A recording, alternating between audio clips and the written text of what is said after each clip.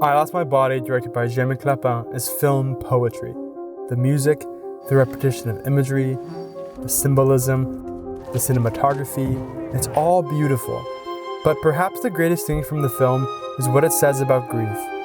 First, listen to what Elizabeth Gilbert, author of Eat, Pray, Love, has to say about grief.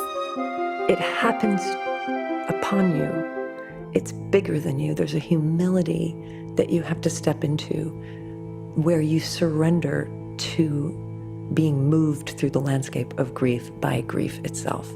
And it has its own time frame. It has its own itinerary with you. It has its own power over you, and it will come when it comes.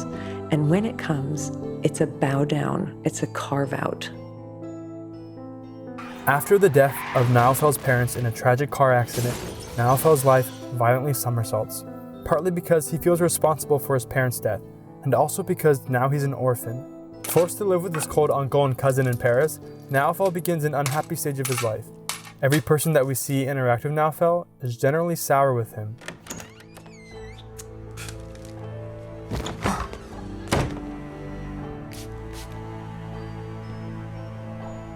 Late 6 times, and it's only Wednesday. That's 6 pizzas on the house. Even the librarian isn't too pleasant with him. What's it about?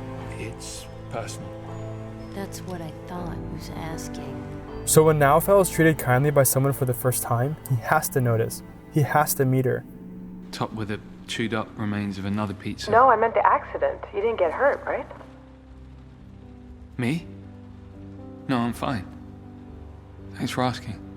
One of the themes surrounding the film is separation. Niall Fell being separated from his parents, being separated from his place of birth, his hand being separated from his body, and now the only thing separating Niall Fell and Gabrielle is a door. If he could only open the door, he would be able to connect with her, but he can't, so he resorts to other means.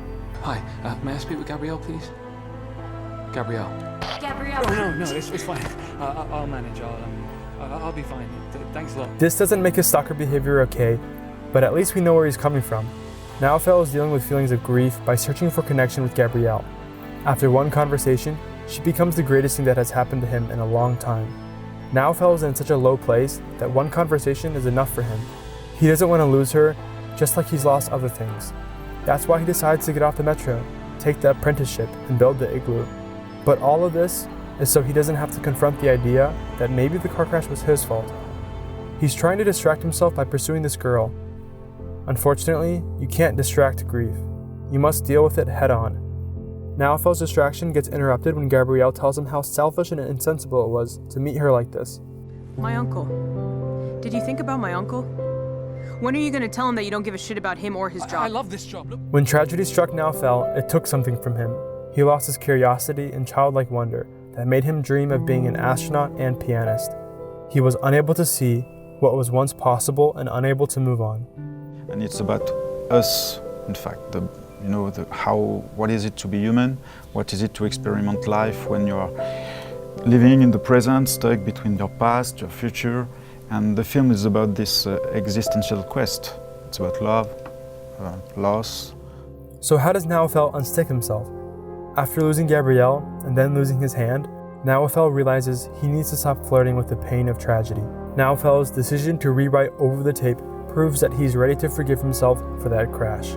At first, Niall Fell attributes the crash to his identity, thinking it happened because of who he is.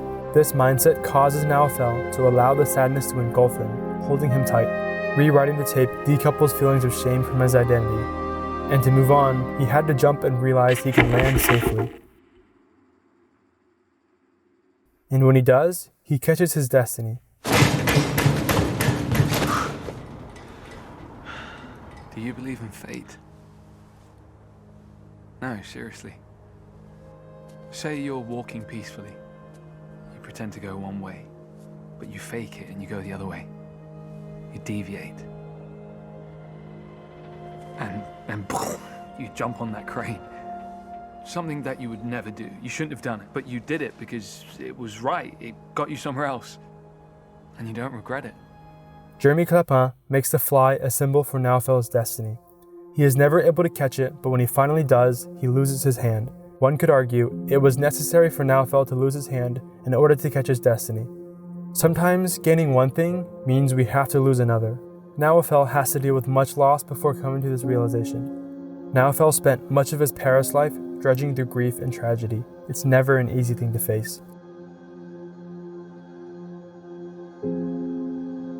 Before we end, I want to read a little bit from the Danish children's book, Cry Heart, But Never Break. It's about a personified death coming to visit a family's home before their grandmother passes away.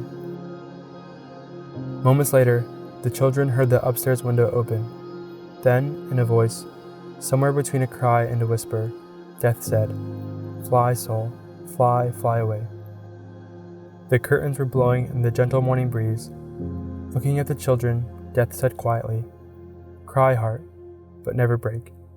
Let your tears of grief and sadness help begin new life." So what's today's lesson? Grief can't be distracted. And when it hits you, and it will, it'll hit hard, but it'll be okay. Cry, heart, but never break.